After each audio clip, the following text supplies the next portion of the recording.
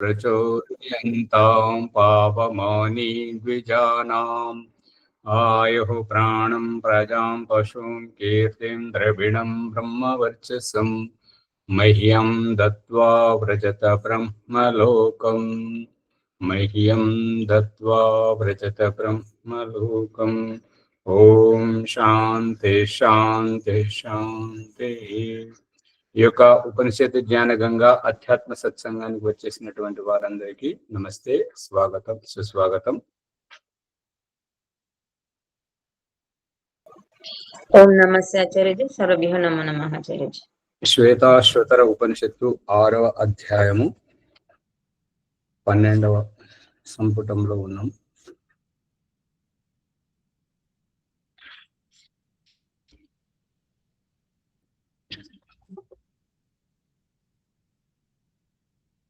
ఏకో దేవః సర్వభూతేషు గూఢః సర్వవ్యాపీ సర్వభూతాంతరాత్మ కర్మాధ్యక్షః సర్వభూతాధివాస సాక్షి చేత కేవలో నిర్గుణశ్చ. 11 అయితుంది. 12వది ఏకో వశీ నిష్క్రియాణాం బహూనాం ఏకం బీజం బహుధా యః కరోతి తమాత్మస్థం యే అను పశ్యంతి ధీరాస్తేషాం సుఖం శాశ్వతం నేతరేషాం. ఏకో వశి, ఒకే ఒక్క, ఏకో వశి, ఒకే ఒక్క పరమేశ్వరుడు. వశి, వశీకరించుకున్నటువంటి వాడు, నియంత్రించినటువంటి వాడు. ఏంటంటే ఈ యొక్క వాహనాన్ని నడిపేటువంటి ఆ యొక్క అతను చక్రాలను తిప్పడానికి స్టీరింగు, బ్రేక్ వేయడానికి, వేగం పెంచడానికి క్లచ్, బ్రేకు, స్టీరింగు, అవన్నీ ఏ రకంగానైతే తన నియంత్రణలో పెట్టుకుంటాడో ఆ రూపకంగా ఈ యొక్క పరమేశ్వరుడు ధారణ చేసి ఉన్నాడు, అంత నియంత్రిస్తూ ఉన్నాడు అనమాట. నిష్క్రియాణం బహూనాం ఏకం బీజం బహుధా యః కరోతి. నిష్క్రియంగా పడి ఉన్నటువంటి ఈ యొక్క జీవాత్మలన్నీ పంచమహాభూతాలలో అన్న ఓషధులుగా నిష్క్రియంగా పడి ఉన్నటువంటి వాటిని బహూనాం అంటే అనేకములుగా ఉన్నటువంటి, సంఖ్యాపరకంగా అనేకములుగా ఉన్నటువంటి ఈ జీవాత్మలను ఆ యొక్క పరమేశ్వరుడు బహుధా యః కరోతి. బహూనాం ఏకం బీజం బహుధా యః కరోతి. అనేకములను ఒక్కొక్క విత్తనంగా, బహుధా యః కరోతి, అనేకములుగా ఎవరైతే చేస్తూ ఉంటుంటారో. అది ఏ రకంగా అంటే అన్నం తిన్నటువంటి పురుషుడు ఆ శరీరంలో అన్నం వెళ్ళి శుక్రముగా తయారైనప్పుడు గర్భాధానంతో ప్రతి ఒక్కరికి, సంతానానికి శుక్రాన్ని విడుదల, ఆ శుక్రంలోని శుక్రకణము ద్వారా అనేక సంతానాన్ని ఏ రకంగానైతే కనడం జరుగుతుందో, అదే ఒకే బీజం, శుక్రము అనేటువంటి ఆ బీజం ద్వారా అనేకమైనటువంటి సంతానాన్ని ఉత్పన్నం చేయడం, 84 లక్షల జీవరాశులను ఉత్పన్నం చేసి తం ఆత్మస్థం ఏ అనుపశ్యంతి ధీరా. ఇక ఈ విధంగా చేసినటువంటి ఈ కన్నటువంటి తండ్రిని, పుట్టినటువంటి సంతానం ఎప్పుడైతే గుర్తిస్తుంటారో తం, ఆ యొక్క పరమేశ్వరుని ఆత్మస్థం, తమ ఆత్మ అంతరాత్మలో ఎవరైతే ఏ అనుపశ్యంతి, ఎవరైతే సాక్షాత్కారం చేసుకుంటారో, అంతరాత్మలో సాక్షాత్కారం ఎవరైతే చేసుకుంటారో అటువంటి వారు ధీరాహ, బుద్ధిమంతులు, తేషాం సుఖం, వారికే సుఖం శాశ్వత సుఖం లభిస్తుంది, నేతరేషాం, ఇతరులకు కాదు. అకామో ధీరః అమృత స్వయంభూ రసేన తృప్తో నకుతశ్చనో నః తమేవ విద్వాన్ నభిభాయ మృత్యోర్ ఆత్మానం అజరం యువానం. ఆ యొక్క పరమేశ్వరుని తెలుసుకున్నటువంటి వారు ఎప్పటికీ యవ్వన దశలో ఉంటారు అని అథర్వవేదం చెప్తుంది. యవ్వన దశలో ఉంటుంటారు, మరియు వారికే అసలైనటువంటి సుఖము లభిస్తుంటది ఎవరైతే పరమేశ్వరుని యొక్క అనుభూతిని సాక్షాత్కారమును పొందుతుంటారో అటువంటి వారికి శాశ్వత సుఖం అనేటువంటిది లభిస్తుంది, ఇతరులకు కాదు. ఇతరులకు అంటే ఎవరైతే భగవంతుణ్ణి తెలుసుకోలేరో, భగవంతుని యొక్క అనుభూతిని పొందలేరో, భగవంతుని యొక్క నిరాకార పరమేశ్వరుని అనుభవపేతంగా ఎవరైతే తెలుసుకోలేరో అటువంటి వారికి శాశ్వత సుఖం లభించదు. వారు ఈ యొక్క జన్మ జరా మరణ ఈ దుఃఖములోనే తిరుగుతూ ఉంటుంటారు. ఎవరైతే ఈ యొక్క హృదయ అంతఃకరణంలో ఉన్నటువంటి ఆ పరమేశ్వరుని సాక్షాత్కారం చేసుకుంటారో వారికి శాశ్వతమైనటువంటి సుఖము లభిస్తుంది అని చెప్తున్నారు. 13వది చూడండి. నిత్యో నిత్యానాం చేతనశ్చేతనానాం ఏకో బహూనాం యో విదధాతి కామాన్ తత్ కారణం సాంఖ్య యోగాధిగమ్యం జ్ఞాత్వా దేవం ముచ్యతే సర్వపాశైః. నిత్యో నిత్యానాం, నిత్యుడు నిత్యః ఏకవచనం. నిత్యః అంటే నిత్యము ఉండేటువంటి వాడు, ఎప్పుడూ చచ్చేటువంటి వాడు, పుట్టేటువంటి వాడు, జన్మ జరా మరణ దుఃఖంలోకి రానటువంటి వాడు, కాలగ్రాసం కానటువంటి వాడు, ఎప్పటికీ శాశ్వతంగా ఉండేటువంటి ఆ పరమేశ్వరుడు ఎక్కడ ఉన్నాడు అంటే నిత్యులలో నిత్యముగా ఉంటాడు. నిత్యులు ఎవరు అంటే జీవాత్మలు. జీవాత్మలు నిత్యముగా ఉంటాయి కాబట్టి ఆ జీవాత్మల యొక్క హృదయ అంతఃకరణంలో ఎప్పటికీ విద్యమానమై ఉంటాడు. విద్యమానమై ఉండేటువంటి ఆ పరమేశ్వరుడు అతడు నిత్యుడు, ఈ జీవాత్మలు కూడా నిత్యం.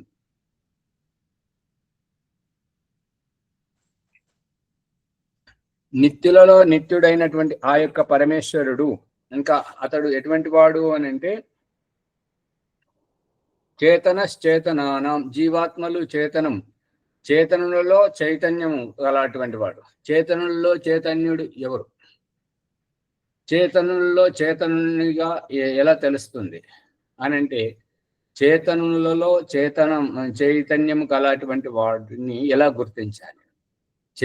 జడములో చైతన్యం అంటే గుర్తించడం సాధ్యం, కానీ చేతనులలో చేతనము ఏ రకంగా గుర్తించాలి అని అంటే ఇంటిలో తండ్రి, ఊరిలో సర్పంచి, దేశంలో ముఖ్యమంత్రి, ఈ యొక్క ప్రధానమంత్రి, రాష్ట్రపతి, వీళ్ళు ప్రజలకు సందేశం ఇచ్చుకుంటూ ప్రోత్సహించేటువంటి వారు, ప్రేరణనిచ్చేటువంటి వారు.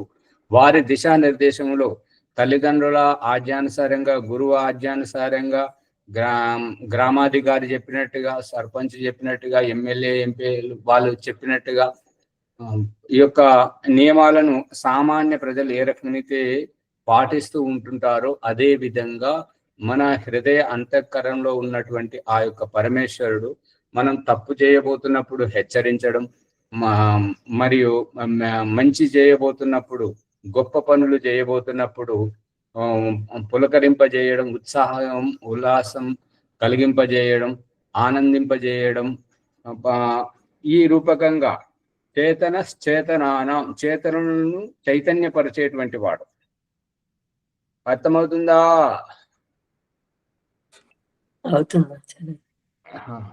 చేతనశ్చేతనానాం, చేతనులలో చైతన్యం కలిగినటువంటి వాడు.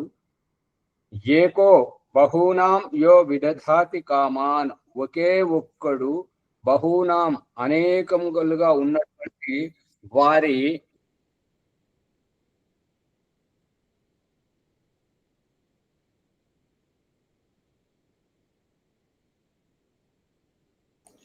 కోరికలను అతడు ఒకే ఒక్కడుగా ఉండి అనేకుల యొక్క కోరికలను, స్త్రీగా కావాలనుకునే వాళ్ళను స్త్రీగా, పురుషుడుగా కావాలనుకునేటువంటి వారుగా, ఎటువంటి భావజాలం కలిగినటువంటి, ఎటువంటి అభిప్రాయాలు కలిగినటువంటి వారికి అటువంటి జన్మలను ఇచ్చేసి పరమేశ్వరుడు తీరుస్తున్నాడు. ఎవరికి ఈ యొక్క మోక్షం కావాలన్న వారికి మోక్షము, పునర్జన్మ కావాలన్న వారికి పునర్జన్మ, భోగము కావాలన్నటువంటి వారికి భోగ ప్రవృత్తి, త్యాగము కావాలనుకున్నటువంటి వారికి త్యాగ ప్రవృత్తి, భక్తి కావాలనుకున్నటువంటి వారికి ఎటువంటి కామనలతోటి భగవంతుని ఆశ్రయిస్తుంటారో, ఏ భావజాలంతో వాళ్ళు కూడి ఉంటారో అటువంటి భావజాలాన్ని నెరవేరుస్తూ పరమేశ్వరుడు ఈ యొక్క రహస్యాన్ని అంతా స్పష్టం చేస్తున్నాడు, అందరి కోరికలను తీరుస్తున్నాడు. అందు గురించి ఈ యొక్క పునర్జన్మనెత్తేటువంటి సందర్భంలో ఋషులు మునులు ఏమని చెప్తుంటారంటే, అడగండి భీమరావు గారు. ఆచార్య, ఒక సందేహం. కోరికలు తీరుస్తాడంటే ఏ కోరికలు అంటే ఆ కోరికలు తీరుస్తాడంటే అదే అక్కడికే వస్తున్నా, అదే చెప్తున్నాను, వినండి. ఇక్కడ పునర్జన్మను ఎత్తాలనుకునేటువంటి దశలో, చచ్చిపోతున్నటువంటి వారి దశను ప్రత్యక్షంగా వాళ్ళు ఎటుపోతున్నారో చూస్తున్నటువంటి పండితులు, విద్వాంసులు, ఋషులు, మునులు వారు వెళ్ళేటువంటి గతిని చెప్తూ వాళ్ళు అదే జన్మలో జన్మిస్తారు అనేటువంటి అభిప్రాయంతో ఈ పునర్జన్మ కోరికలు ఎలా తీరుస్తాడు అనేటువంటి దానికి ఇక్కడ చూపిస్తున్నటువంటిది ఏంటంటే, చచ్చిపోయేటువంటి వారు ఎలా చచ్చిపోతారు అని అంటే, వారు దేహం త్యాగం చేసేటువంటి చివరి శ్వాస వదిలేటువంటి సమయంలో వారు ఎటువంటి భావజాలంతో ఎక్కువగా ఉంటే శారీరక అంగ ప్రత్యంగముల యొక్క భంగిమలను మడిచి చూపిస్తుంటారు. ఇప్పుడు ఎవరైనా ఎవరినో చూడాలి, కూతురునో కొడుకునో లేదంటే తన సంపత్తినో ఎవరినో చూడాలి అని అనుకున్నటువంటి వారు వచ్చినటువంటి ప్రతి ఒక్కరిని చూసుకుంటూ తృప్తి కానటువంటి అప్పుడు బెదిరినట్టుగా పెద్దగా కళ్ళు తీసి చూస్తుంటారు. వారు ఇక ఆ కళ్ళు తెరిచి చచ్చిపోయినటువంటి వాళ్ళు మళ్ళీ జన్మలో ప్రతి ఒక్కరిని గుడ్ల పగిచ్చి చూడడం, గుచ్చి చూడడం, ప్రతి దాంట్లో తలదూర్చి చూడడం, ఈ రకం. ఎవరైతే వాసన చూడాలి అనుకున్నటువంటి వారు ముక్కు పుటలు పెద్దగా చేసి వాసన చూడడానికి చూడడం, ముక్కు పుటలు పెద్దగా చేసి చనిపోయినట్టయితే వారు పునర్జన్మలో ప్రతిదాన్ని వాసన చూడడం, ప్రతి ఒక్కరిలో వాసన చూడడం అటువంటిది. ఎవరైతే మాట్లాడాలి అనుకున్నప్పుడు పెదవి విరుస్తుంటారు చచ్చిపోయేటప్పుడు, వాళ్ళు ఎవరితోటైతే మాట్లాడాలకో అనుకున్నారో భార్యనే కానీ, భర్తనే కానీ, కొడుకే కానీ, బిడ్డనే కానీ, వాళ్ళు సమయానికి రాకపోతే పెదవి విరిసి ప్రాణత్యాగం చేస్తుంటారు. ఇక మళ్ళీ పునర్జన్మలో ఇక మాట్లాడుతూనే ఉంటారు, అయిన దానికి కాని దానికి మాట్లాడడం. వారికి వాగుడు కాయ అని పేరు పెట్టాడు. ఎవరైనా ఏదైనా తినాలని అనుకున్నారనుకోండి, ఆ తినాలనుకున్న వస్తువు అందకపోతే అదే ఆశతోటి ప్రాణత్యాగం చేస్తే వాళ్ళు మరు జన్మలో చిరుదిండ్లు ఎక్కువగా ఏది చూసినా తింటూనే ఉంటారు, మేకల్లాగా ఎప్పుడు మేస్తూనే ఉంటుంటారు అన్నట్టుగా, ఏదో ఒకటి తింటూనే ఉంటుంటారు, చిరుదిండ్లు ఎక్కువగా తింటుంటారు అనేటువంటిది అభిప్రాయం. ఇక ఏదైనా పని చెయ్యాలనుకున్న పని చేయలేకపోతే ఆ చేయలేనటువంటి ఉబలాటంతో ప్రాణత్యాగం చేస్తే చేతులు వంకరగా పోతుంటాయి. ఇక ఎక్కడికన్నా వెళ్ళాలనుకున్నప్పుడు వెళ్ళలేని స్థితిలో ఆ వ్యక్తి ప్రాణత్యాగం చేసేటప్పుడు కాళ్ళను వంకరగా తింపి ప్రాణత్యాగం చేస్తుంటాడు. అంటే ఈ రకంగా ఇక పునర్జన్మలో ఆ చేతులు వంకర పెట్టి పోయినటువంటి వ్యక్తి పునర్జన్మలో చేసిన పనిని చేయడం, మళ్ళీ చేయడం, ఇంకా చేయాలని చేయడం, ఎవరు చేసినా తృప్తి పడకుండా ఉండడం. ఇక కాళ్ళు వంకర పెట్టి ప్రాణత్యాగం చేసినటువంటి వ్యక్తి ఎప్పుడు సంచారం చేస్తూనే ఉంటాడు, తిరుగుతూనే ఉంటాడు, ఎక్కడ స్థిరంగా ఉండరు జీవితంలో. ఇటువంటి సంకేతాలు చనిపోయినటువంటి ప్రాణి మనకు చూపించి పోతుంటారు పునర్జన్మలో ఎక్కడికి వెళ్తున్నారు అనేటువంటి. మరి ఆ గుర్తులన్నీ మనకి ఎందుకు కనబడవు అని అంటే, ప్రాణత్యాగం చేసినప్పుడు కానీ ప్రాణత్యాగం చేసిన తర్వాత మొట్టమొదటిసారి ఎవరైతే వస్తుంటారో చచ్చిపోయాడని తెలియగానే వచ్చి మీద పడి తన శరీర బరువునంతా వారి మీద వేసి అయ్యా, నాన్న, అమ్మ అని చెప్పి ఏడుస్తుంటారు కదా, అది మసాజ్ అయిపోతుంటాయి, ఆ గుర్తులన్నీ చెదిరిపోతుంటాయి, అందు గురించి కనబడవు. అందుకని ఈసారి ఎవరైనా మీకు అందుబాటులో చనిపోతే వాళ్ళను ప్రత్యక్షంగా చూడండి. ఇక కోరికలు నెరవేర్చడం అనేటువంటిది ఈ యొక్క చనిపోయేటప్పుడు ఏ సంకేతాలు అయితే మనకు చూపించి పోతున్నారో వారు పునర్జన్మలో ఆయా భావాలతోటే పుడుతున్నారు. ఎందుకు అంటే ఏదైతే వారు కావాలనుకుంటున్నారో దానిని భగవంతుడు ప్రసాదిస్తున్నాడు. దేనిలోనైతే తృప్తి లేదో ఆ యొక్క తృప్తిని కల్పింపజేయడం. ఇంకా ఎవరైతే బుద్ధిని జ్ఞానాన్ని, ఇప్పుడు ఈ సందర్భం వచ్చింది కాబట్టి భీమరావు గారు ప్రశ్నించారు కూడా, అందు గురించి చెప్పాల్సి వస్తున్నది. ఓం ప్రకాష్కు ఈ అవకాశం ఊరికే లభించలేదు. ఏంటంటే 4 గోడల మధ్య సికింద్రాబాద్ లో ఉండేటువంటి వాడు. అతనికి ఏంటంటే పరమేశ్వర, మరి ఎవరెవరో ఏదేదో చేస్తున్నారు, మరి నాకు అవకాశం ఇవ్వు, ఈ వయసు వచ్చింది, మధ్య సగం వయసు అయిపోయింది, ఇప్పుడు ఇంతవరకు ఏం చేయలేకపోతున్నాను, నాకు ఒక మంచి అవకాశం ఇవ్వు, నాకు సద్బుద్ధిని ప్రసాదించమని చెప్పేసి ఎప్పుడు నుంచి అయితే ఈ యొక్క ఆర్య సమాజంలోకి గురుకులంలోకి రావడం జరిగిందో ఏకాంతంగా ఉండడం, చింతన చేయడం, సద్బుద్ధిని ప్రసాదించమని కోరడం, మళ్ళీ నా జీవితం గురుకులం పంపించావు, వేద విద్యను నేర్పించావు, ఇంటి నుంచి దూరం చేసావు, మరి నా జీవితం అంతా వ్యర్థమవుతుంది, మరి నా జీవితం ఈ అర్థాంతరంగా ముగిసిపోతే నన్ను ఎందుకు పుట్టించావు అని చెప్పేసి ఎన్నోసార్లు ఏడ్చిన కారణాలు ఉన్నాయి. దానికి పరిణామంగా భగవంతుడు ఈ అవకాశం కల్పించాడు. మంచి విషయాన్ని సద్బుద్ధితోటి ఈ యొక్క వేద విద్యను ప్రచారం చేసేటువంటిది మేము పుట్టినటువంటి మా కుటుంబంలో కానీ, మా ఊరిలో కానీ, మా జిల్లాలో కానీ ఎక్కడ కూడా ఇటువంటి విషయాలు, ఇప్పుడు జిల్లాలో కాదు, ఇప్పుడు ప్రస్తుతం వినడం జరుగుతుంది. ఏంటంటే మొత్తం ఉత్తర భారతదేశంలో కూడా ఈ రకంగా విడమర్చి చెప్పేవారు ఎవరు లేరు. ఇది అహంకారం అని కాదు, ఓం ప్రకాశే అవతార పురుషుడు అని అంతకంటే కాదు.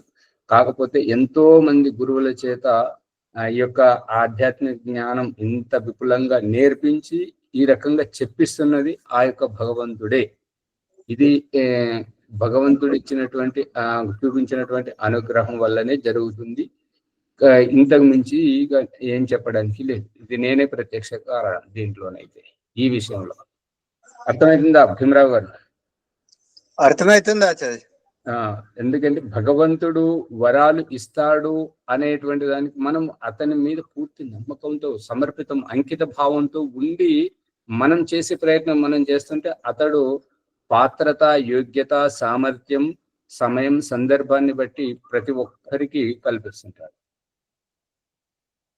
అంతేగాని ఈ యొక్క పౌరాణికుల్లాగా మాయాస్వరూపంగా వచ్చి ప్రత్యక్షమై ఇచ్చేసి వాళ్ళు పోవడం, ఇప్పుడు దేవుడా నాకు శత్రువులు ఎక్కువయ్యారు, వాళ్ళని చంపు, వాళ్ళు శత్రువులు ఉండకూడదు, వాళ్ళు బతకకూడదు అని అంటే, అతడు కూడా ఎవరైతే మనం శత్రువుగా భావిస్తున్నామో అతడు కూడా భగవంతుని ఉపాసకుడు కావచ్చు కదా.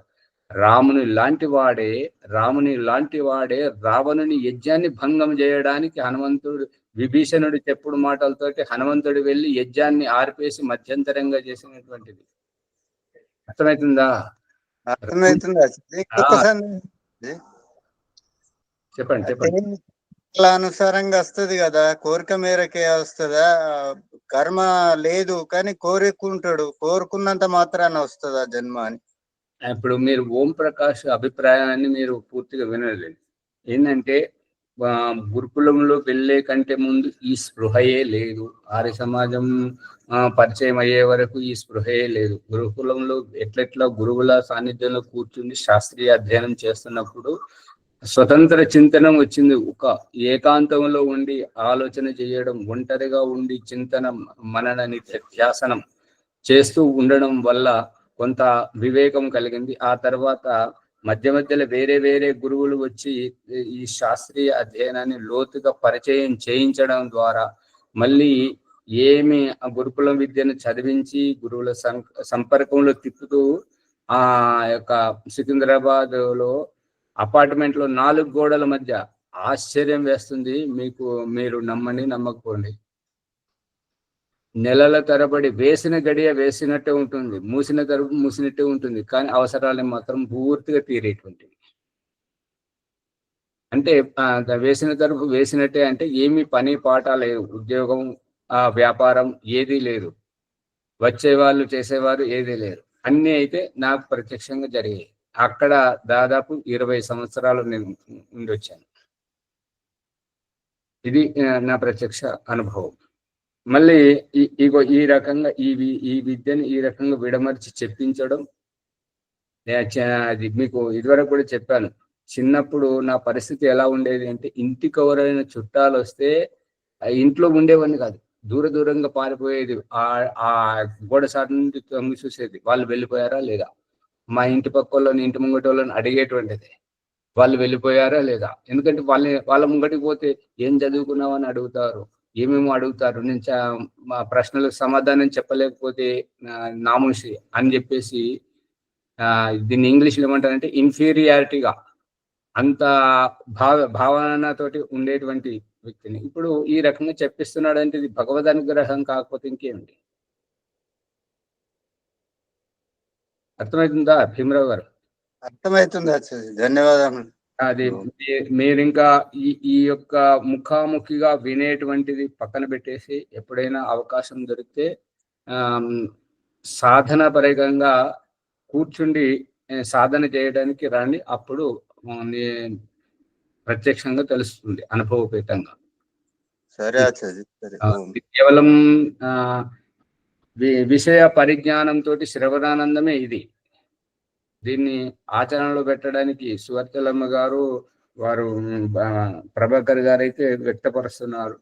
మరి రాజమణమ్మ గారు చేయాల్సిన ప్రయత్నం వారు చేస్తూనే ఉన్నారు. మరి భగవంతుడు ఎంతవరకు తీసుకెళ్తాడో చూడాలి. అందుకని ఈ భగవంతుడు ఎవరైతే ఏదైతే కోరుకుంటారో బలంగా అదే రకంగా ప్రవర్తిస్తూ ఉంటారో వాళ్ళ కోరికలు నెరవేరుస్తుంటాడు. ఇక ఈ సందర్భంలో చెప్తుంది ఏంటంటే, రావణుని చేతిలో రాముడు ఓడిపోయాడు. ఎలా ఓడిపోయాడు అంటే, రావణుడు వ్యక్తిగతంగా శివుని ఉపాసన యజ్ఞం చేసుకుంటూ ఉన్నప్పుడు రావణునితోటి రాముడు కొట్లాడకుండా తన శారీరక బల ప్రదర్శన, తాను ఉపాసన చేసి తాను యజ్ఞం చేసి ఆ రకంగా ఓడించకుండా, రావణుని యజ్ఞం గనుక పూర్తయితే రావణుడు గెలవలేడు అనేటువంటి దానితోటి, ఆ సాకుతోటి హనుమంతుణ్ణి పంపించి ఆ యజ్ఞాన్ని చేయడం, యజ్ఞాన్ని పూర్తి కాకుండా చేయడం అంటే ఓడిపోయినట్టే కదా. అవునాచార్య. ఏం శ్యామలయ్య గారు అట్లా చూస్తారు? అర్థం అవుతలేదా రాజమణమ్మ గారు?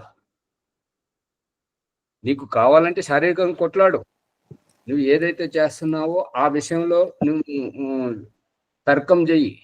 కానీ వారు వ్యక్తిగతంగా చేస్తున్నటువంటి ఈ విభీషణుడు ఇచ్చినటువంటి ఈ దీంతో వెళ్ళి ఆ యజ్ఞమును ఆర్పించడం, రావణాసురుణ్ణి అతని శ్రద్ధ మీద విఘ్నం కల్పించడం, ఇదంతా రాముడు చేసింది కదా.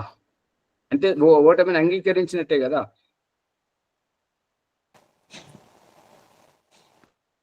ఏదైతే నీవు తను వెళ్లకుండా ద్వారా జరిపించుకోవటం. అమ్మగారు తాను వెళ్లకుండా అంటే దేవుడు ఈ చేతులు ఎందుకు పెట్టాడు అని అంటే, మనకు కంట్లో ఊసొచ్చింది, కన్ను దగ్గరికి ఎట్లా పోవాలి, అందుకే చేతిని పెట్టాడు. ఈ శరీరానికి చేతులు ఎట్లాను, మనకు మిత్రులు, సహకారం చేసేటువంటి అంగరక్షకులు, మనల్ని అనుసరించేటువంటి వాళ్ళు, మనం ఏది చెప్తే ఆ పని చేసేటువంటి వారు అనుయాయులు, అటువంటి వాళ్ళే. మనం చెప్పకుండా వాళ్ళు ఎందుకు చేస్తారు?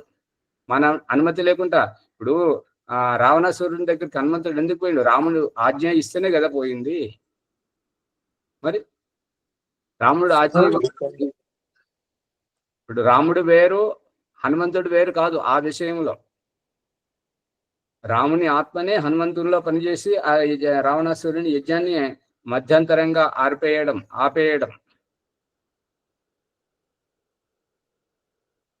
అర్థమవుతుందా?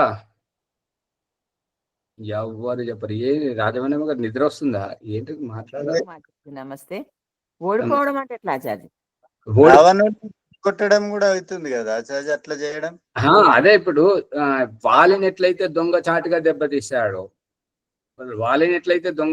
దెబ్బతీశాడో, అదే విధంగా రావణాసురుణ్ణి నేరుగా అతడు, నువ్వు క్షత్రుడవైతే అతడు కూడా క్షత్రుడే, మీరు రణరంగంలో పోరాడండి. ఈ రణరంగంలో రావణాసురుడు రామునితో పోరాడుతూ అతడు శివ ఉపాసన చేసుకుంటున్నాడు, యజ్ఞం చేసుకుంటున్నాడు. అతని భక్తి అది, అతని శ్రద్ధ అది. అతను చేసుకున్నప్పుడు నువ్వు కూడా చేసుకుని నిన్ను వద్దన్నాడా? నిన్నెవరు వద్దన్నారు? అమ్మగారు, మీరు ఇంట్లో మీరు పూజ చేసుకుంటున్నారు, మీరు నాతో బాగా కొట్లాడుతున్నారు. మీతోటి కొట్లాడుతూనే మీ కన్నులు కప్పి మీ దగ్గరకు వచ్చి మీ చేసుకునే పూజను భంగం చేశాను, దాంట్లో అది చేస్తే మీకు ఏమనిపిస్తుంది?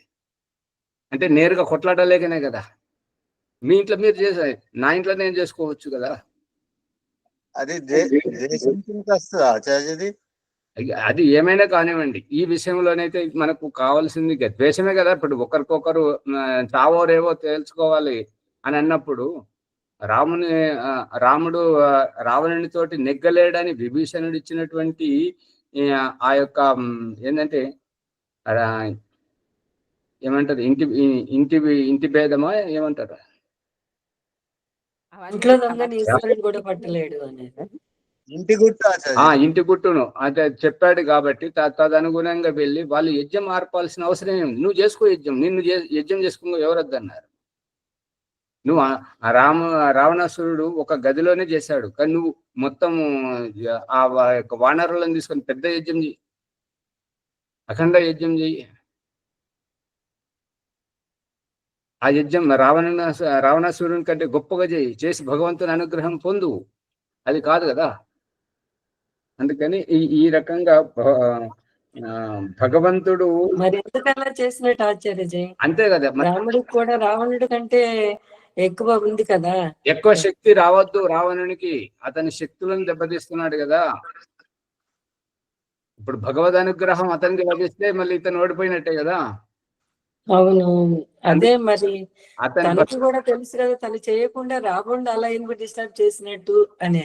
అంటే అతను రావణాసురునికి 10 తలలు ఊరికే లేవమ్మగారు. ఆ 10 తలలే శాస్త్రీయ పరిజ్ఞానం, అతని దిశల యొక్క జ్ఞానం ఉన్నది అతనికి. అతడి ఈ యొక్క యజ్ఞం గనుక పూర్తి చేసినట్టయితే అతనికి ఎనలేని శక్తి వస్తుంది, అతన్ని ఎవరు ఓడించలేరు అనేటువంటి ఆ భావన అతడు శ్రీలంకలో అందరికీ ప్రచారం చేసుకున్నాడు. కాబట్టి దానితోటి ప్రభావితమైనటువంటి విభీషణుడు ఈ రాముని పక్షంలో వచ్చినప్పుడు రామునికి ఆ విషయం చెప్తే, ఇప్పుడు రాముడు హనుమంతుని పంపి ఆ యజ్ఞాన్ని భంగం చేయించాడు. అందుకని ఈ యొక్క ఈశ్వరీయ స్వరూపము, ఈశ్వరుడిని యొక్క అనుగ్రహం అనేటువంటిది అందరికీ లభిస్తుంటది. ఎవరు ఎంతగా సమర్పిత భావంతో, అంకిత భావంతో. ఈ దయానంద సరస్వతి మామూలు వ్యక్తి కాడు. ఇతను చేస్తున్నటువంటి ఈ హిప్నటిజం అనండి, ఏదైనా కానివ్వండి, నువ్వు భగవంతుని కాకుండా బయట తిరగొద్దు, పూర్తిగా అంకితమైపోవాలనేటువంటిది అయంత ఇద్మ ఆత్మ జాతవేదస్తే నేధ్యస్వ వర్ధస్వతే. అయంత ఇద్మ, ఓ పరమేశ్వర, ఇగో నా యొక్క ఆత్మ ఈ సమిధ రూపంలో నీకు సమర్పితం చేస్తుంది. ఈ రకంగా ఉదయం సాయంత్రం అగ్నిహోత్రం ద్వారా, మళ్ళీ సంధ్యోపాసన ద్వారా భగవంతుని పూర్తిగా సమర్పితమైపో అని చెప్పేసి ఈ యొక్క వైదిక దినచర్య ద్వారా దయానంద సరస్వతి మామూలుగా చేయలేదు. ఇది అర్థం కానటువంటి వాళ్ళు అగ్నిహోత్రాన్ని, సంధ్యోపాసనను వాళ్ళ ఇష్టమైన అనుసారంగా చేస్తున్నారు. మళ్ళీ యజ్ఞం చేయగానే వెంటనే యజ్ఞకుండమును బయట పెట్టేసి ఫ్యాన్ వేసుకొని ఏసీ వేసుకొని కూర్చుంటున్నారు. అక్కడ యజ్ఞం యొక్క ప్రభావం ఉండలేదు కాబట్టి వాళ్ళకు దాని యొక్క గుణగణం తెలియట్లేదు. అందుకే వేదంలో ఏమున్నది అని అంటే, యజ్ఞకుండాన్ని కదిలించే యజ్ఞకుండాన్ని కాదు, స్థిర రూపకంగా. ఇప్పుడు ఇల్లు కట్టుకునే ప్రతి ఒక్కరూ పూజా గది అనేది ఏదైతే పెట్టుకుంటున్నారో, ఈ పూజా గదికి పునాదులు లేవు, శాస్త్రీయ ఆధారం లేదు. ఇది యజ్ఞశాల ప్రతి ఇంటిలో ఉండాలని చెప్పేసి దయానంద సరస్వతి ఇల్లు ఎలా కట్టాలనేటువంటి వాస్తు శాస్త్రం ప్రకారం వేదమంత్ర ప్రమాణాలతోటి సంస్కార విధి గృహాశ్రమం ప్రకరణంలో ఈ యొక్క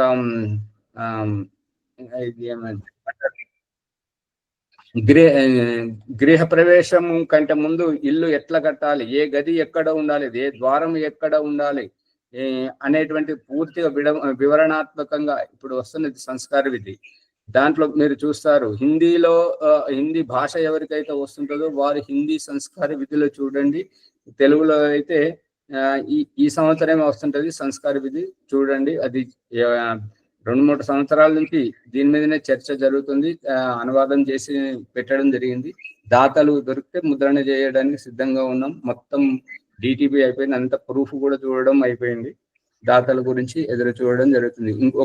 ఇంకో ఇప్పుడు ఆ ఓం ప్రకాష్ అడ్రస్ లేదు కదా, ఏదైనా చిరునామా ఉంటే దానితో ముద్రణ చేయడానికి ఉన్నది. మరి ఆ చిరునామా మరి ఎక్కడ లభిస్తుంటుంది, దానితో చేయడం జరుగుతుంటది. లేదంటే ఎవరైనా స్వతంత్రంగా ముద్రించాలంటే ముద్రించవచ్చు. ఆర్య సమాజం వాళ్ళు కానీ ఎవరైనా సంస్థ వాళ్ళు కానీ ముద్రిస్తారంటే ముద్రించవచ్చు. పూర్తి స్వేచ్ఛ ఉంది. దాంట్లో వాస్తు విజ్ఞానం ప్రకారం ఈ యొక్క యజ్ఞశాలనే ప్రతి ఒక్కరి ఇంట్లో ఆ రకంగా రావణాసురుడు తన ఇంట్లో యజ్ఞశాల కట్టించుకొని యజ్ఞం చేశాడు. అది కదిలించే యజ్ఞకుండం కాదు. మీరు మళ్ళీ చూడండి రామాయణంలో. కావాలంటే నేను సాధ్యమైతే ఆ వీడియో పెడతాను. రావణాసురుడు ఎట్లా యజ్ఞం చేస్తున్నాడో, ఆ యజ్ఞం చేసేదాన్ని హనుమంతుడు వెళ్ళి ఎట్లా దాన్ని ఆర్పేశాడు, అది చూడండి. పెట్టండి ఆచార్య. ఏమో మరి అది ఆగిపోలేదు. ముద్రణకి ఎంత ఖర్చు వస్తుంది ఆచార్య? ముద్రణకు 1,25,000 అట్లా రావచ్చు. అదే ఆచార్య ఎవరైనా దాతలు ఉంటే అదే నేను చెప్తున్నాను కదా, అడిగితే దానికి ఎవరైనా ముందుకు వస్తే, లేదంటే తలా కొంత వేసినా కూడా ఆ రకంగా కూడా వస్తుంటది. ఎవరైనా వాళ్ళ తండ్రి పేరు మీద కానీ వాళ్ళ సంస్థ పేరు మీద కానీ ముద్రిస్తే కూడా ఆ రకంగా వస్తుంటది. అందుకని ఈ యొక్క భగవంతుడు బహూనాం యో విదధాతి కామాన్, ఇప్పుడు యజ్ఞం చేసిన తర్వాత చివరికి ఏమంటున్నాడంటే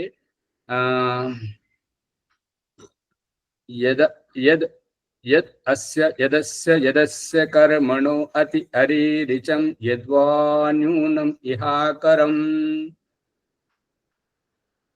యదస్య కర్మణో అత్యరీరిచం యద్వానూనం ఇహాకరం అగ్నిష్ట శిష్టకృత్ విద్యా సర్వం శిష్టం కరోతు మే. ఇదేనా? అదే అగ్నయే శిష్టకృతే. అందరు గురువు ఎట్లున్నాడో శిష్యులు అట్లా ఉన్నారు. ఒక్కరికి యదస్య కర్మణో అత్యరీరిచం యద్వానూనం ఇహాకరం అగ్నిష్ట శిష్టకృత్ విద్యా సర్వం స్విష్టం సుహృతం కరోతు మే. సర్వం స్విష్టం సుహృతం కరోతు మే. సర్వం స్విష్టం సుహృతం కరోత్. సర్వం సుహృతం మంచిగా చేసినట్టుగా, సుహృతం స్విష్టం సుయిష్టం అంటే నీకు ఇష్టమైనటు విధంగా. అగ్నయే స్విష్టకృతే సుహృత హుతే సర్వ ప్రాయశ్చిత్తాహుతీనాం కామానాం సమర్థయిత్రే. మన ప్రసంగం అనుసారంగా కామానాం సమర్థయిత్రే, మా కోరికలు నెరవేర్చే విధంగా ఈ సృష్టకృత ఆహుతితోటి ఈ రకంగా కామాను సమర్థయిత్రే, మా కామనలను మా కోరికలను సమర్థించాలి, ఖండించొద్దు, భంగపరచొద్దు, మేమేమి కోరుకుంటే అవి నెరవేరాలి అనేటువంటిది. అర్థమవుతుంది అమ్మగారు? అవుతుంది ఆచార్య. మళ్ళీ ఆరంభం చూడ, ఇదేమో చివరికి. ఇక ఆరంభం చూడండి. ఆ ఆరంభంలో కూడా ఇదే చెప్తున్నాడు. ఏంటంటే ఉద్బుజ్య స్వాగ్నే ప్రతిజాగృహి త్వం ఇష్టాపూర్తే. త్వం ఇష్టాపూర్తే, నీ ఇష్టం ఏ రకంగానైతే ఉందో ఆ ఇష్టం పూర్తి చేయడానికి. త్వం ఇష్టాపూర్తే సంసృజేస్మించదస్తే అధ్యుత్తరస్మిన్ విశ్వే దేవాయజమానశ్చ సీదత. వస్తుందా? ఇష్టాపూర్తి గురించి, ఆపూర్తి గురించి, ఇష్ట కోరికలు నెరవేర్చుకునేటువంటి ఉద్దేశం నుంచి ప్రారంభించి సర్వాన్ కామాన్ సమర్థయా, అన్ని కోరికలను సమర్థించేటువంటి ఆ స్థితి వరకు. సర్వాన్న కామాన్ సమర్థయ స్వాహ ఇదమగ్నే సృష్టకృతే ఇదన్నమా. అర్థం కావట్లేదా? అందరూ అట్లా చూస్తున్నారు. ఉర్మిళమ్మ గారు ఇవాళ వచ్చారు, దారి దొరికింది. అర్థమవుతుంది ఆచార్య. అందుకని కోరికలు భగవంతుడు తీరుస్తాడు. తీర్చకపోతే ఇదంతా మరి మోక్షం అనేది ఎలా లభిస్తుంది? ఆధ్యాత్మిక జ్ఞానం అనేది ఎందుకు లభిస్తుంది? మరి అందరూ భగవంతుని బిడ్డలే, అందరూ మనం అంతా భగవంతుని ద్వారా పుట్టించిన వాళ్ళమే. కానీ వేరే వాళ్ళు మాత్రం ఏమంటున్నారంటే యేసు ప్రభు ఒక్కడే దేవుని బిడ్డలంటే మనం అంతా దయ్యం బిడ్డలం అంట.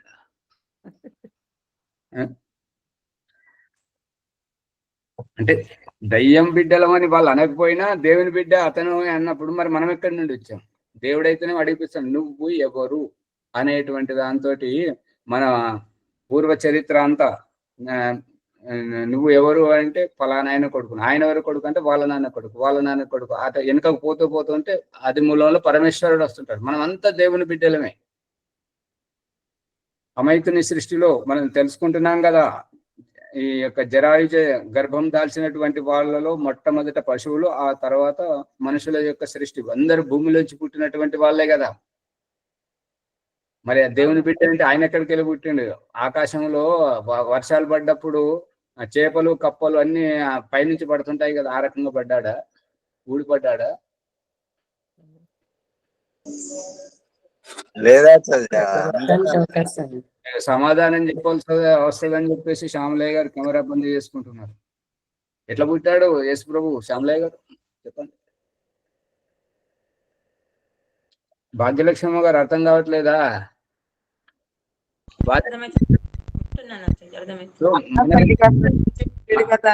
మనము తల్లి గర్భం నుంచే పుట్టాము. ఇది తెలివిగా ఇట్లా మాట్లాడాలి. వరలక్ష్మి గారు మనం ఎట్లయితే తల్లి గర్భం నుంచి పుట్టాము, అతను కూడా మరియమ్మ గర్భం నుంచే పుట్టాడు కదా. మరి అతను దేవుడి బిడ్డ ఎట్లా అవుతాడు? అంటే ఊరి వెలుపల పశువుల పాకలో పుట్టాడు కాబట్టి దేవుడి బిడ్డన?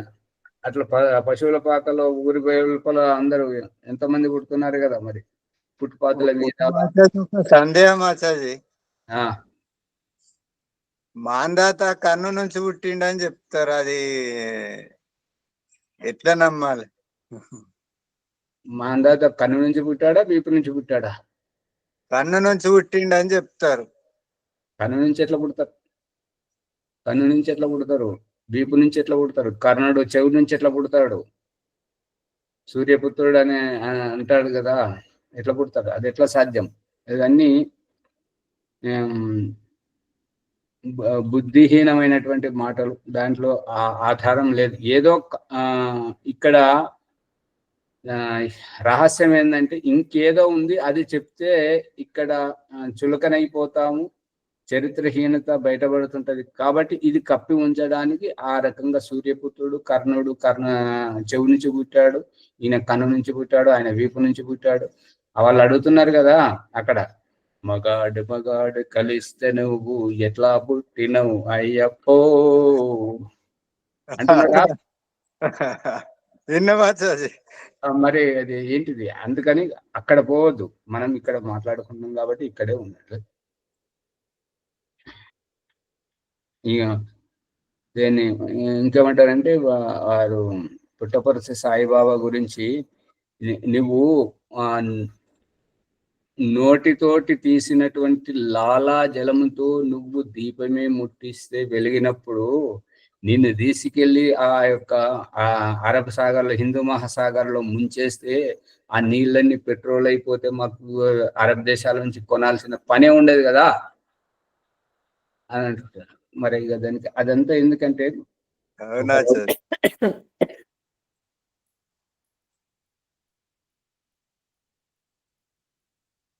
తత్కారణం సాంఖ్య యోగాధిగమ్యం జాత్వా, ఆ యొక్క కారణభూతమైనటువంటి పరమేశ్వరుణ్ణి సాంఖ్య దర్శనము, యోగ దర్శనము యొక్క రహస్యాన్ని జ్ఞాత్వా దేవం ముచ్యతే సర్వపాశై.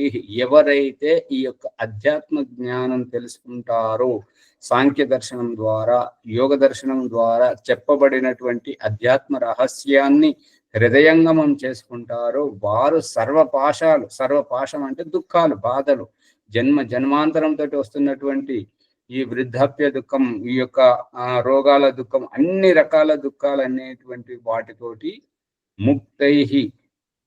ముక్తిని పొందుతుంటారు, జీవన ముక్తిని పొందుతుంటారు. ముచ్యతే విడిపించబడుతుంటారు వారు. ఆ యొక్క సూర్యుని, ఆ యొక్క పరమేశ్వరుని తెలుసుకోవడం గురించి చెప్తున్నారు. 14వ చూడండి. నా తత్ర సూర్యో భాతి నా చంద్ర తారకం నేమా విద్యుతో భాంతి కుతో అయమగ్ని తమేవ భాంతం అనుభాతి సర్వం తస్య భాషా సర్వమిదం విభాతి. ఇక ఆ యొక్క పరమేశ్వరుడు లేకుండా ఈ సూర్యుడు వెలగట్లేదు. ఈ సూర్యునిలో వెలిగేటువంటి సామర్థ్యం లేదు. ఆ గాలికి వీచేటువంటి సామర్థ్యం లేదు. ఈ చంద్రునికి ప్రకాశించేటువంటి సామర్థ్యం లేదు. ఈ భూమికి తిరిగేటువంటి సామర్థ్యం లేదు.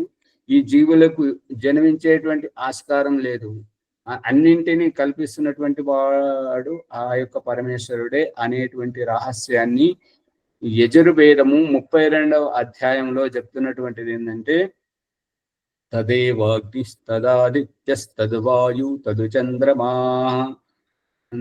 సాయేవ బ్రహ్మ అని ఆ యొక్క పరమేశ్వరుని, ఈ వెలిగే అగ్ని ఆ దేవుడే, వీచే వాయువు ఆ దేవుడే, ఈ యొక్క మెరిసే చంద్రుడు ఆ దేవుడే అని చెప్తూ, ఇదే వాయువుగా గర్భం నుంచి వచ్చినటువంటి శిశువుకు బొడ్డుతాడు పోయగానే, బొడ్డుతాడు గర్భంలో ఎదుగుతున్నటువంటి పిండానికి ఆ బొడ్డుతాడుతో ముడిపెట్టి తల్లి తీసుకునేటువంటి శ్వాసను అందించినటువంటి ఆ యొక్క పరమేశ్వరుడు గర్భం నుంచి బయటకు వచ్చిన తర్వాత, బొడ్డుతాడు తీసేసిన తర్వాత, ఇదివరకు నేను ఇచ్చినటువంటి శ్వాస మీద నువ్వు బ్రతికావు గర్భంలో, ఇప్పుడు నువ్వు గర్భం నుంచి బయటకు వచ్చావు, నీకు ఆ తల్లికి ఉన్నటువంటి ఆ పేగుబంధాన్ని తెంచివేయబడింది కాబట్టి ఇదిగో వాయువుగా నీ దగ్గరకు వచ్చాను, ఇక నీ శ్వాస నువ్వు తీసుకో. అహమేవ వాయు ఇవ ప్రవామి ఆరభమానా. నీ జీవితాన్ని ఆరంభించడానికి వాయువుగా నీ దగ్గరకు వచ్చాను, ఇక నువ్వు శ్వాస తీసుకో అంటే ఈ వాయువుగా నేను వచ్చానని చెప్పి భగవంతుడు స్వయంగా చెప్తున్నాడు కదా. అదే ఇక్కడ చెప్తున్నాడు అనమాట యజుర్వేదంలో. ఈ యొక్క అహమేవ ప్రావామి వాయు ఇవ ప్రావామి ఆరభమాన అనేటువంటి మంత్రం ఋగ్వేదము 10వ మండలము 125వ సూక్తము 8వ మంత్రంలోని మొదటి చరణంలో చెప్పాడు. ఇక తదేవాగ్నిస్తదాదిత్యస్తదువాయు తదు చంద్రమా అనేటువంటిది యజుర్వేదము 32వ అధ్యాయం మొదటి మంత్రం మొదటి చరణంలో చెప్పాడు. ఆ భగవంతుడే ఈ వాయువు, ఆ భగవంతుడే ఈ యొక్క సూర్యునిలా ప్రకాశిస్తున్నాడు. ఆ భగవంతుని యొక్క సూర్యునిలా ప్రకాశిస్తున్నటువంటి సూర్యుని ప్రకాశంతో చంద్రుడు మెరుస్తూ ఉన్నాడు. ఈ రకంగా అన్ని ఈ యొక్క ప్రకృతి పరిణామాలతోటి ఆ యొక్క భగవంతుడే ఉన్నాడు. నా తత్ర సూర్యో భాతి అంటే అతని ముందు ఈ యొక్క సూర్యుడు మెరవలేడు. సూర్యుని ద్వారానే ఇప్పుడు ఏంటంటే, మనము దుకాణంలోకి వెళ్ళి ఎటువంటి బల్బు తెచ్చుకున్నా కూడా ఆ బల్బు వెలగాలంటే కరెంటు అనేటువంటిది ఇంకెక్కడి నుంచో రావాలి కదా. ఆ విధంగానే ఈ యొక్క సూర్యుని ప్రకాశింపజేసేటువంటి వాడు, సూర్యునితోటి చంద్రుడిని ప్రకాశింపజేసేటువంటి వాడు ఆ యొక్క పరమేశ్వరుడే. అందుగురించి ఆ పరమేశ్వరుడు లేకుండా ఈ సూర్యుడు ప్రకాశించలేడు, ఈ చంద్రుడు ప్రకాశించలేడు, మరియు ఈ విద్యుత్తు మెరవలేదు, ఉరుములు ఉరుమలేవు, ఈ యొక్క మేఘాలు కురవలేవు, ఈ సముద్రాలు నిండలేవు, ఈ ప్రాణులకు అన్నం ఔషధులు ఈ యొక్క ప్రాణులు శరీరాలు ధరించలేవు, పునర్జన్మని ఎత్తలేవు, ముక్తిని పొందలేవు. అన్నింటికి మూలం ఆ యొక్క పరమేశ్వరుడే. అందుగురించి ఆ యొక్క పరమేశ్వరుని మనం తెలుసుకోవాలి. తమేవ భాంతం ఆ రకంగా ప్రకాశిస్తున్నాడు. ప్రకాశకులకే ప్రకాశమైనటువంటి ఆ యొక్క ప్రకాశ స్వరూపుడు ఆ పరమేశ్వరుని అనుభాతి సర్వం. అతనినే ఈ యొక్క విద్యుత్తు అనుసరిస్తుంది, అతనినే ఈ వాయువు అనుసరిస్తుంది, అతన్నే ఈ సూర్యుడు అనుసరిస్తున్నాడు, అతన్నే ఈ చంద్రుడు అనుసరిస్తున్నాడు, అతన్నే ఈ భూమి అనుసరిస్తుంది, అతనినే ఈ సర్వం అనుసరిస్తున్నది. కాబట్టి తస్య భాష సర్వమిదం విభాతి. అతను ప్రకాశిస్తూనే ప్రకాశింపజేస్తుంటేనే ఇవన్నీ ప్రకాశిస్తున్నాయి. ఏ రకంగా అయితే విద్యుత్తు సరఫరా నిలిచిపోతే ఫ్యాన్ చోట ఆగిపోతుంటది, బల్బు చోట ఆగిపోతుంది, గ్రైండర్ చోట ఆగిపోతుంటది, ప్రతిదీ ఈ కంప్యూటర్ ప్రతి ఒక్క పరికరం ఏ రకంగా అయితే స్తంభించిపోతుంటదో, ఒక్క విద్యుత్ వస్తే అన్ని వేటి స్థానంలో అవి అన్ని పనిచేస్తూ పోతుంటాయో, అదే విధంగా ఈ సూర్యచంద్ర నక్షత్రాది గోళాలు ప్రతి దాని వెనుక ప్రతి దానిని నియమిస్తున్నటువంటి ఆ యొక్క పరమేశ్వరుని యొక్క ప్రమేయంతో అన్ని పనిచేస్తున్నాయి. దాని రహస్యాన్ని ఈశ్వర స్థుతి ప్రార్థనోపాసన రెండవ మంత్రం రెండవ చరణంలో సాధాధార పృథివీ ద్యాముతే మాం, అతడే ఈ యొక్క భూమిని, సూర్య చంద్ర నక్షత్ర గోళాలన్నింటినీ ధారణ చేసి ఉన్నాడు, నియంత్రిస్తూ ఉన్నాడు. ఒక driver bus clutch, gear, steering అన్ని తన అధీనంలో పెట్టుకొని బస్సును నియంత్రిస్తున్నట్టుగా, ఒక విమానాన్ని నియంత్రిస్తున్నట్టుగా, ఒక పడవను నియంత్రిస్తున్నట్టుగా, ఒక కారుని నియంత్రిస్తున్నట్టుగా ఆ యొక్క పరమేశ్వరుడు ఈ యొక్క అండపిండ బ్రహ్మాండాన్నింటినీ నియంత్రిస్తూ ఉన్నాడు. అన్నింటినీ అతడే సృష్టించాడు, అతడే నియంత్రిస్తున్నాడు, అతడు సక్రియంగా నడిపిస్తూ ఉన్నాడు. ఇక 15వది మరి సమయం అయిపోతుంది కాబట్టి ఇంకా లోతుగా ఉంది, చాలా అద్భుతంగా వస్తున్నది శ్లోకం. మరి సమయం అయిపోయింది. ఏదైనా భజన పాడండి, పాట ఎవరు పాడతారు? శ్రీనివాస్ గారు వచ్చినట్టున్నారు కదా, ప్రణవ్ కుమార్ వాళ్ళ ఆచార్య ఒకటి వాడతా, నాకు సరిగా. శ్రీనివాస్ గారు ఉన్నారా? ఉంది వారి పాడండి. భీమరావు గారు ఈ లోపల వారు శ్రీనివాస్ గారు లేనట్టున్నారు, వెళ్ళిపోయినట్టున్నారు.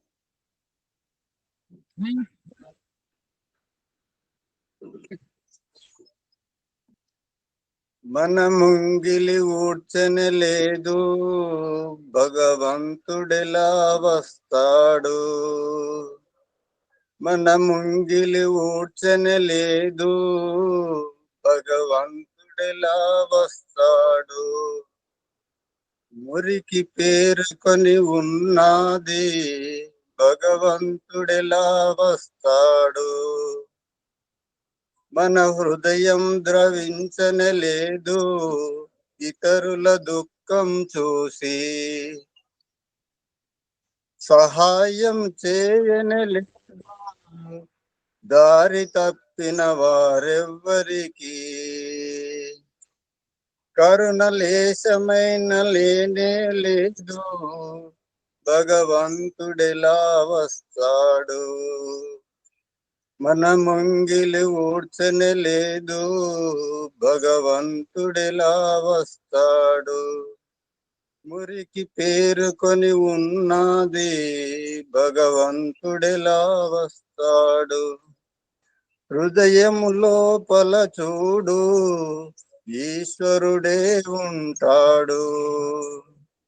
ప్రతి ప్రాణిల పరమేశ్వరుడు తప్పక తానుంటాడు. శ్రద్ధ మనస్సుతో పిలువనిచో, భగవంతుడెలా వస్తాడు. భగవంతుడెలా వస్తాడు. నిర్మల మనస్సుతోనే రాముడు శబరి ఇంటికి వచ్చాడు. సూరదాసుని నడిపించాడు, విదురుని ఇంట భుజించాడు. దీనిని మనము విచారించని లేదు, భగవంతుడెలా వస్తాడు. మన ముంగిలి ఊడ్చని లేదు, భగవంతుడెలా వస్తాడు. మురికి పేరుకొని ఉన్నది, భగవంతుడెలా వస్తాడు. ఓం ఆచార్య, ధన్యవాదాలు. చాలా మంచి సందర్భోచితంగా భీమరావు గారి ప్రశ్నకు సమాధానం ఇంకొక ఉదాహరణ. శ్యామలయ్య గారు జైలుకు వెళ్ళకపోతే ఈ ఆశ్రమానికి వచ్చేవారా, ఈ విషయం వినేవారా? శ్యామలయ్య గారు చెప్పండి, ఇది భగవంతుని అనుగ్రహమేనా కాదా? భగవంతుని అనుగ్రహం ఆచార్య, చెప్పండి. ఇవన్నీ మనం అయినట్ల మాకు జైల్లో జ్ఞానోదయం అయింది. అదే, ఇవన్నీ మనకు కారణం ఏదైనా కావచ్చు. మన మధ్యలోనూ ఉన్నాడు భగవంతుడు, మన మధ్యలో అన్ని చేస్తున్నాడు. కాకపోతే మనం ఆ కోణంతో చూడట్లేదు. ఏదైతే మనం పౌరాణిక భాష మనకు అలవాటు చేయబడిందో ఆ దృష్టికోణంతో, అది అంటారు కదా, కభీ రామ్ బనికే కభీ శ్యామ్ బనికే చలే ఆనా ప్రభుజీ చలే ఆనా. ఆ భావజాలంతో ఉన్నాం కాబట్టి అలా వస్తాడు, ఉద్ధరిస్తాడని ఎదురు చూస్తున్నాము. అందు గురించి ఈ సత్య స్వరూపం పట్టుకోలేకపోతున్నాం. రాజమణమ్మ గారు అర్థమవుతుందా? సువర్చలమ్మ గారు, కారణం ఇది. భాగ్యలక్ష్మి గారు ఎట్లా చూస్తారు? మాట్లాడారు ఎందుకు? పౌరాణిక అనుగుణంలో తెచ్చుకోవడమే పరమేశ్వరుడు ఉన్నట్టు తెలుస్తుంది ఆచార్య, అంతే కదా. ఆచార్య ఈ పాటలో కూడా భగవంతుడు ఎలా వస్తాడని చాలా భగవంతుడు ఎలా దర్శనం ఇస్తాడని అలా కదా ఆచార్య అసలు. ఇప్పుడు మీరు పాడింది బాగానే ఉంది. దీనికి ఈ భావానికి మరి ఆ రచయితకు మీరైనా మరి ఎవరైతే రాశారో వారికి వేదం తెలియనట్లుంది. అది అక్షరశ సత్యం. ఋగ్వేదము 91వ సూక్తం అనుకుంటా, దాంట్లో 2వ మంత్రం, ఆ భగవంతుడు ప్రతి ఒక్కరి దగ్గరికి వస్తాడు. మనం ఇదివరకు కూడా చెప్పుకున్నాం, సూర్యుని ద్వారా ఇలా సూర్యాస్తమయం అయిన తర్వాత మధ్యరాత్రి వరకు వచ్చి అందరిని చూసి ఎవరి కర్మఫలానుసారంగా వారికి మరి పునర్జన్మని ఇప్పించి ఈ యొక్క సృష్టి రచన చేస్తున్నాడు అని చెప్పేసి, సా దర్శత అతిథిర్ గృహే గృహే వనం వనం జనం జనం, ప్రతి ఒక్కరి దగ్గరికి, ప్రతి ఒక్కరి ఇంటికి, వారు ఇంట్లో ఉన్న వనములో ఉన్న ఎక్కడ ఉన్నా భగవంతుడు మన దగ్గరికి వస్తాడు. మనం భగవంతుని దగ్గరికి వెళ్ళాల్సిన అవసరం లేదు. ఇప్పుడు ఈ గుళ్ళు కట్టుకొని పూజ కోసం అని ఈ యొక్క ఏవైతే భగవంతుని గుడి అని కట్టుకొని మనం ఇల్లిడిచి పెట్టిపోతున్నామో అది శాస్త్రీయ విరుద్ధము. మనం ఉన్న చోటనే ఉండి మనం ధ్యానం ఉపాసన చేస్తే భగవంతుడు స్వయంగా మన దగ్గరికి వస్తాడు. దాని గురించే ఈ జపం చేసేవారు జపం చేస్తున్నారు, ధ్యానం చేసేవారు ధ్యానం చేస్తున్నారు, యోగం చేసేవారు యోగం చేస్తున్నారు. ప్రతి ఒక్కరు ఈ ఆధ్యాత్మిక పరంగా ఉన్నది భగవంతుడు మన దగ్గరికి వస్తాడని. మీరు పాడిన పాట చాలా లోతైనటువంటి, ఆ వ్యక్తికి ఈ మంత్రం గనక తెలిస్తే ఇంకా విప్పేటువంటి వాడు అయి ఉండొచ్చు అని చెప్పి కనిపిస్తుంది. మంత్రాన్ని నేను గ్రూప్ లో పెడతాను, చూడండి. ఇక్కడ ఆచార్య ఇప్పకాల నరసయ్య గారు అని కామారెడ్డిలో. అవును, వేదసింధు వాళ్ళ నాన్న కదా. అవును ఆచార్య, ఆయన రాసింది ఈ పాట. అవును ఆచార్య. సరే కావచ్చు. మరి అదే వారు ఈ గ్రూప్ లో మన మునిగారి కారణంగా 1-2 రోజులు వచ్చారు అంతే.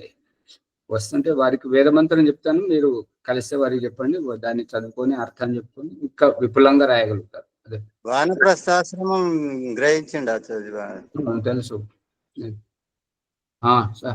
శ్యామలయ్య గారు ముందుకు తీసుకెళ్ళండి. ప్రభాకర్ గారు పనిలో ఉంటున్నారు, మునిగారు వెళ్ళిపోయారు. పౌరాణికంలో బాగా అంత బ్రెయిన్ అంతా ఇదైపోయింది కదా, మొదటి నుండి విని విని అందరం దాంట్లోనే ఉన్నాం కాబట్టి ఇప్పుడు ఇది విని బయటికి రావాలంటే ఇప్పుడు ఆలోచన చెయ్యాలి. సత్యం తెలుసుకుంటున్నాం కాబట్టి. ఆచార్య గారికి ధన్యవాదాలు. శ్వేతాశ్వరత్తర ఉపనిషత్తు ఆధ్యాత్మిక మేల్కొలుపు అంటే ఈ రకంగా రావాలి మార్పు. మేల్కొలుపు అనేటువంటిది అమ్మగారు గ్రహించారు, చెప్పారు.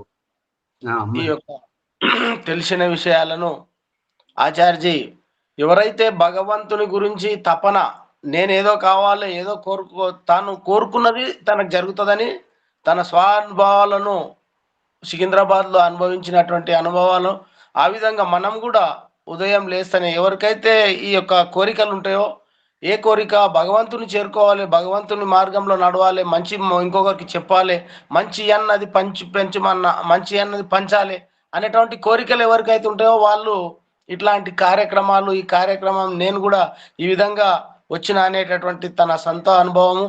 మరి అందరు కూడా ఆ విధంగా ఆ యొక్క బాటలో పోయినప్పుడు అందరికీ కూడా ఇది అనుభవం, ఇది సాధ్యమే అనేటటువంటి విషయాన్ని ప్రత్యక్షంగా నన్ను చూసి మీరు తెలుసుకోండి అనే విషయాన్ని, మరి భగవంతుని లక్షణాలు అనేటటువంటి విషయాలు చాలా చక్కగా అందరికీ అర్థమయ్యే రీతిలో చెప్పారు. కాబట్టి ఆచార్య గారు ఏ విధంగా పాటిస్తున్నారు, ఎంత కష్టపడుతున్నారు, ఆ రకమైనటువంటి ఖచ్చితమైనటువంటి నిర్ణయం ఉంటే మనమంతా కూడా ముందరికి వస్తామని చెప్పినందుకు ఆచార్య గారికి మరి ప్రత్యేకంగా ధన్యవాదాలు తెలియజేస్తూ, ఈ యొక్క ఎపిసోడ్ను షేర్ చేసి లైక్ చేసి అందరికీ కూడా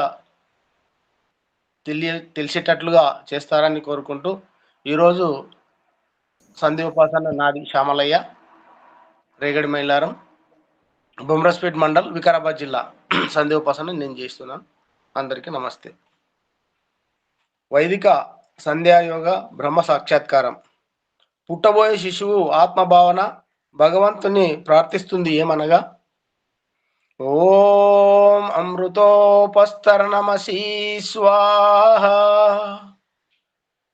ఓ అమృత స్వరూప, నా కోసం ఉపస్థానంగా పరుచుకున్నావా స్వామి, ధన్యుడను. ఓం అమృతాపిదానమసీ స్వాహ.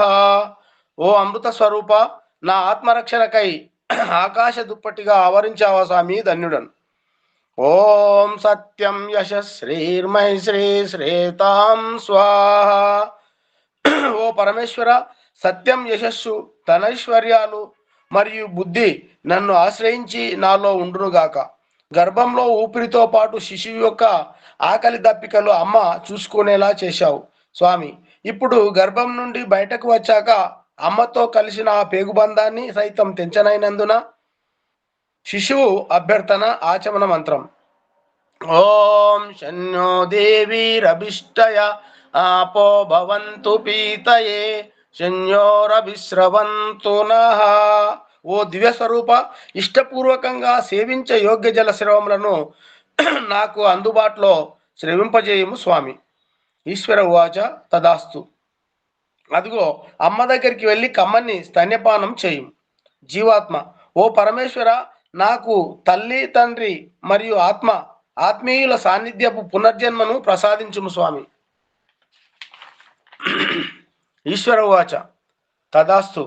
స్వర్గసుఖాన్ని ఏవగించి అసంతృప్తితో పోతున్నావు.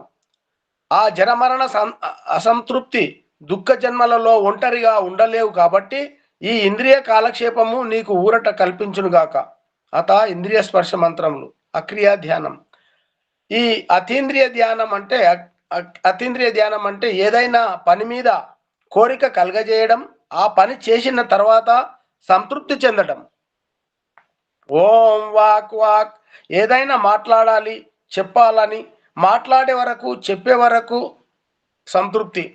మాట్లాడిన తర్వాత, చెప్పిన తర్వాత ఒక సంతృప్తికర ప్రశాంతత. అలాగే ఏదైనా పదార్థం చూడగానే తినాలి అనే కోరిక. తిన్న తర్వాత, తాగిన తర్వాత సంతృప్తి చెందడం. భక్ష అవివేక బుద్ధితో హానికర పదార్థ సేవన అనారోగ్యం, మృత్యు, దుఃఖ, అసంతృప్తి దశ. మరియు వివేక బుద్ధి పూర్వకంగా మోక్షానందము మార్గం సంతృప్తికర జీవితం. ఓం ప్రాణ. పీల్చుకున్న శ్వాసను వదలడం, వదిలిన తర్వాత మళ్ళీ పీల్చాలనే సంతృప్తి, పీల్చుకున్న తర్వాత సంతృప్తి చెందడం. ప్రాణ, అపాన, వ్యాన, సమాన, ఉదాన, నాగ, కూర్మ, దేవదత్త, కృకంకల, ధనంజయ ఈ దశ ప్రాణముల ద్వారా ఆత్మ జీవం పోసుకొని జీవాత్మ అనబడుతుంది. అంటే దేహంలో ఇవే ప్రాణముల ద్వారా జీవాత్మ సక్రియంగా ఉంటుంది. ఓం చక్షు. అదేంటి, ఇదేంటి, ఇందులో ఏముంది, అందులో ఏముంది, ప్రతిదీ చూడాలనే అసంతృప్తి జీవితం. చూసిన తర్వాత సంతృప్తి, ఒక మనశ్శాంతి. ఓం శ్రోత్రం. ఇది అది ఏదో వినాలనే తాపత్రయం. విన్న తర్వాత సంతృప్తి చెందడం. ఓం నాభిర్మే చిత్తం విజ్ఞానం. యజుర్వేదం 20వ అధ్యాయం 9వ మంత్రం.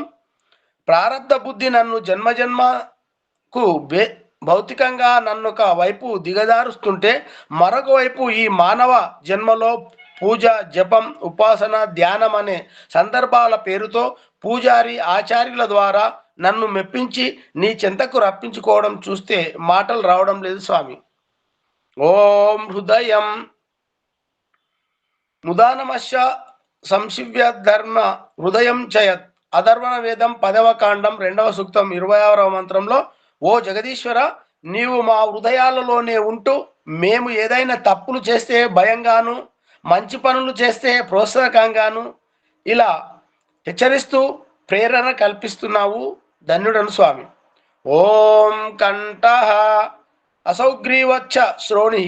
యజుర్వేదం 20వ అధ్యాయం 8వ మంత్రం. మణిహారం వలె అలంకృత 2 కంఠ ఎముకల మధ్యస్థానం అన్నపానీయ శ్రవముల అవగాహన మరియు భావ వ్యక్తీకరణ అవయవ సాధనాన్ని తెలుసుకోవడం. ఓం శిరః మస్తిష్కాత్ ఊర్ధ్వం పైరయాత్ పవమానో అధిశీర్షతః. అధర్వణ కాండంలో 10వ సూక్తం 10వ మంత్రం 2వ సూక్తం 26వ మంత్రం. మస్తిష్కానికంటే పైకి అక్కడికి ప్రాణవాయువును ప్రేరేపిస్తూ ఎక్కించు అంటే ప్రారబ్ధాన్ని తెలుసుకొని ప్రారబ్ధ శుద్ధి కొరకు ప్రయత్నం చేయడం. శిరోవేద కోశ సముద్రితం తత్ర శ్రో అభిరక్షతి శిరో అన్న మధోమన. అధర్వణ వేదం 10వ కాండం 2వ సూక్తం 27వ మంత్రం. అంటే శిరస్సు దేవనిలయం, ప్రాణంతో రక్షిస్తుంది. ఆ స్ఫూర్తే మనస్సు యొక్క జీవితం. ఓం బాహుభ్యాం యశోబలం. బాహుమే బలమింద్రియం. యజుర్వేదం 20వ అధ్యాయం 7వ మంత్రం. అంటే బాహుభుజములు బలవర్ధకంగా ఉండునుగాక. ఓం కరతలకర పృష్ఠే మోద ప్రమోద అంగుళీ రంగాన్ని మాత్రమే సహ్య. యజుర్వేదం 20వ అధ్యాయం 6వ మంత్రం. హస్తమే కర్మ వీర్యం. యజుర్వేదం 20వ అధ్యాయం 7వ మంత్రం. ఈ మంత్రాల యొక్క అర్థం నా చేతులలోనే నా కర్మల పురుషార్థం సహితమై ఉందని తెలుసుకోవడం. అందుకే అందరితో స్నేహపూర్వకంగా ఉంటూ ఉపకారం చేయటం. మార్జన మంత్రం. ఓం భూ పునాతు శిరసి. ఓం భువ పునాతు నేత్రయో. ఓం స్వః పునాతు కంఠే. ఓం మహ పునాతు హృదయే. ఓం జన పునాతు నాభ్యాం. ఓం తప పునాతు పాదయో. ఓం సత్యం పునాతు పునఃశిరసి. ఓం కం బ్రహ్మ పునాతు సర్వత్రా. ప్రాణాయామ మంత్రములు. ఓం భూ ఓం భువ ఓం స్వః ఓం మహ ఓం జన ఓం తప ఓం సత్యం. అగమర్షణ మంత్రములు. ఓం ఋతంచ సత్యంచ విధాత తపసోద్యజాయత తతో రాత్ర్యాజాయత తతః సముద్రో అర్ణవః. ఓం సముద్రాదర్ణవాదది సంవత్సరో అజాయత అహోరాత్రాని విదదదిశ్యస్య మిషతో వశి. సూర్యాచంద్రమసౌ ధాత యథా పూర్వమకల్పయత్ దివంచ పృథివించ అంతరిక్షమతో స్వాహా. ఆచమన మంత్రం. ఓం శన్యో దేవీరభిష్టయ ఆపో భవంతు పీతయే శన్యోరవిశ్రవంతు నః. అత మనసా పరిక్రమ మంత్రం. ఓం ప్రాచీదిదగ్నిరధిపతిరసితో రక్షితాదిత్య ఇషవః. తేభ్యో నమో అధిపతిభ్యో నమో రక్షితృభ్యో నమ ఇషుభ్యో నమ ఏభ్యో అస్తు. యోస్మాన్ దేష్టియం వయం దిస్మస్తంభోజంబే దద్మః. దక్షిణాదింద్రోధిపతి శిరక్షిరాజీ రక్షితా పితర ఇషవః. తేభ్యో నమో అధిపతిభ్యో నమ రక్షితృభ్యో నమ ఇషుభ్యో నమ ఏభ్యో అస్తు. యోస్మాన్ ద్వేష్టియం వయం దిస్మస్తంభోజంబే దద్మః. ప్రతీచిగ్దిగ్వర్ణోధిపతి పృదాకో రక్షితాన్నమిషవః. తేభ్యో నమో అధిపతిభ్యో నమ రక్షితృభ్యో నమ ఇషిభ్యో నమ ఏభ్యో అస్తు. యోస్మాన్ ద్వేష్టియం వయం దిస్మస్తంభోజంబే దద్మః. ఉదీచి దిక్సోమోధిపతి స్వజో రక్షితా శని రిషవః. తేభ్యో నమో అధిపతిభ్యో నమ నమో రక్షితృభ్యో నమ ఇషుభ్యో నమ ఏభ్యో అస్తు. యోస్మాన్ ద్వేష్టియం వయం దిస్మస్తంభోజంబే దద్మః. ధ్రువాదిగ్విష్ణురధిపతి కల్మాషగ్రీవో రక్షితా వీరుద ఇషవః. తేభ్యో నమో అధిపతిభ్యో నమో రక్షితృభ్యో నమ ఇషుభ్యో నమ ఏభ్యో అస్తు. యోస్మాన్ ద్వేష్టియం వయం దిస్మస్తంభోజంబే దద్మః. ఊర్ధ్వాదిక్ బృహస్పతిరధిపతి స్విత్రో రక్షితా వర్షమిషవః. తేభ్యో నమో అధిపతిభ్యో నమో రక్షితృభ్యో నమ ఇషుభ్యో నమ ఏభ్యో అస్తు. యోస్మాన్ ద్వేష్టియం వయం దిస్మస్తంభోజంబే దద్మః. అన్ని దిక్కులు కూడా భగవంతుడు ఉన్నాడని తెలుసుకొని ఆ విధంగా ఉపస్థాన మంత్రములు. ఓం జాత వేదసే సునమామ సోమమరాతీయతో నిదాతి వేద సనా పరిషతతి దుర్గాని విశ్వానావేవ సింధుం దురితత్యగ్ని చిత్రం దేవానాముదగాదనీకం చక్షుర్మిత్రస్య వరుణశ్చాగ్నే ఆప్రద్యావా పృథివీ అంతరిక్షగం సూర్య ఆత్మా జగతశ్చ స్వ ఉద్యుక్తం జాత వేదసం దేవం హంతి కేతవ దృశ్యే విశ్వాయ సూర్యం ఓం ఉద్వయం తమస స్పరిశ్య పశ్యంత ఉత్తరం దేవం దేవత్రా సూర్యమగన్మ జ్యోతిరుత్తమం.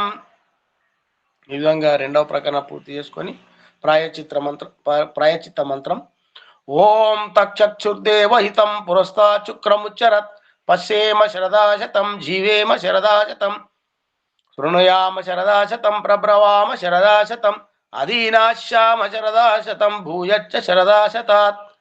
ఓం శన్యో దేవీరభిష్టయ ఆపో భవంతు పీతయే శన్యోరభిస్రవంతు నః. గురు గాయత్రి మంత్రం ఓం భూర్భువస్వః తత్సవితుర్వరేణ్యం భర్గో దేవస్య ధీమహి ధియో యో నః ప్రచోదయాత్. హే జగదీశ్వర దయానిదే భగవత్కృపాయ అనేన జపోసనాది కర్మణ ధర్మార్థ కామ మోక్షానాం సద్యం సిద్ధిం భవేన్నమః. నమస్కార మంత్రం ఓం నమః శంభవాయ చ మయో భవాయ చ నమః శంకరాయ చ మయస్కరాయ చ మయస్కరాయ చ నమః శివాయ చ శివతరాయ చ. ఓం శన్యో దేవీరభిష్టయ ఆపో భవంతు పీతయే శన్యోరభిస్రవంతు నః. అథ శాంతి శాంతి శాంతి పాఠం. ఓం. ఆచార్య ఇంత భావోద్వేగంగా కాదు, కొద్దిగా ఆ శ్వాసను లోపలికి తీసుకొని లోపల ఆపితే కొద్దిగా నిమ్మలంగా చదువుతారు. చాలా బాగా చదువుతున్నారు. కాకపోతే ఇంకా ఆతృత ఉన్నది, ఆతృత పోవాలి, పోతే సహజ స్థితికి వస్తుంటారు. చాలా బాగుంది. అది మొదటి నుంచి కొంచెం ఆతృతతోటే ఉంది ఆచార్య, దాన్ని కంట్రోల్ చేసుకోవాలి. పోతే ఈ తప్పులు పోవు. ఈ తప్పులు ఏవైతే పోతున్నాయో అది ఆతృత పోవాలి, ఆ ఉద్వేగం అనేటువంటి తగ్గాలి. తగ్గితే బాగుంటుంది. చాలా అద్భుతం. శాంతి పాఠం ఓం ద్యౌ శాంతి అంతరిక్షగం శాంతి పృథివీ శాంతి రాప శాంతిరౌషధయ శాంతి వనస్పతయే శాంతి విశ్వే శాంతిర్విశ్వే దేవా శాంతిర్బ్రహ్మ శాంతి సర్వగం శాంతి శాంతిరేవా శాంతి సామా శాంతిరేది. ఓం శాంతి శాంతి శాంతి. ఆచార్య నమస్తే. సర్వేభ్యో నమో నమః. అందరికీ నమస్కారం. నమస్తే ఆచార్య. సర్వేభ్యో నమః. ఓం నమస్తే సర్వేభ్యో నమః. ఓం నమః.